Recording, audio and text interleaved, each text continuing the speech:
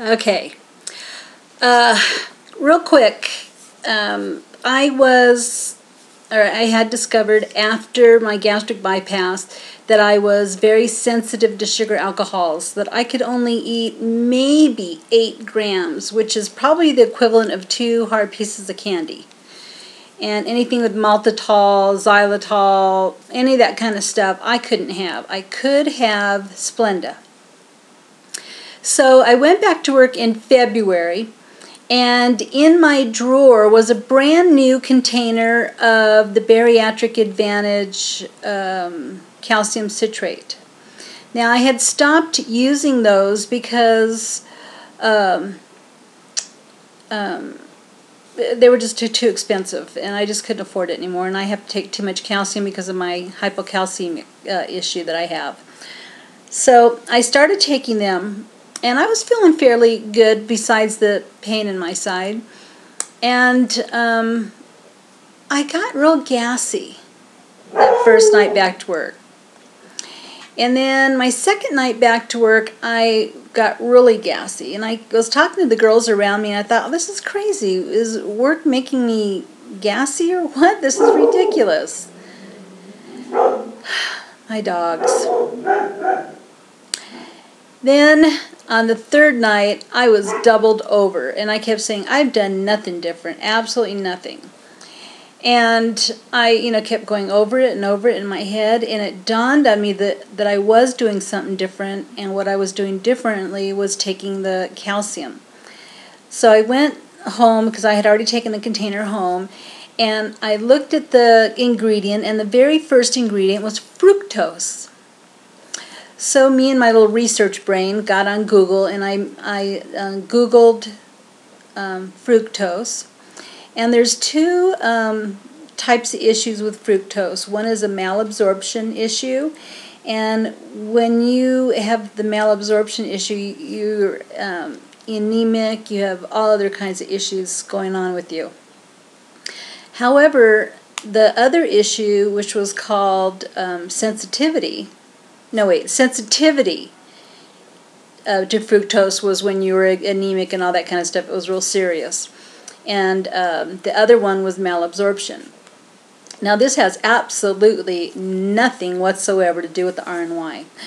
The RNY probably brought it to the surface more, but it has nothing to do with it.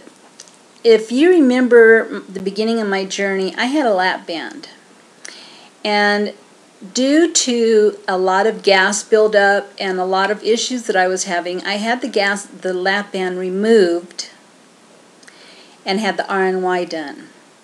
And it wasn't until this last February did I discover where that gas was coming from. There was nothing wrong with my lap band. There was nothing wrong with my RNY. It was a fructose malabsorption. And the pain and aggravation and the money and the time off of work and everything that I have experienced to discover that I have a malabsorption issue with fructose is mind-boggling. So that's my problem. That's where it all stemmed from. It is something that is not something your doctors would think of. It's very hard to diagnose, and it was just a matter of, putting 2 and 2 together and doing my own research. And that reminds me again to say how important it is in this day and age to be your own physician. You need to know your own body. You need to know what's bothering you, and you need to be able to put your foot down and talk to your doctor and say, look, this is what's going on, and research it yourself, and you will find out that it's nearly impossible for any doctor to know every single thing that's going on with our bodies. We are mass producing chemicals and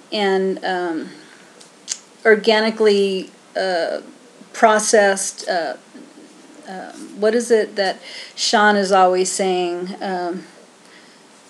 It's just organic, genetic, manufactured, whatever it is I'm trying to say. I can't think of it right now. But, we do this to ourselves, and it's all self inflicted. We should know what goes in our body. We should be able to take care of ourselves. And, you know, our bodies are temples, and our Lord gave our bodies to us to take care of, and to feed it properly, and to exercise it, and, you know, all these things. And some of us just learn a lot harder than the rest of us. So anyhow, that's going to bring me to the next stage of my story, and stay tuned for part 3. Bye.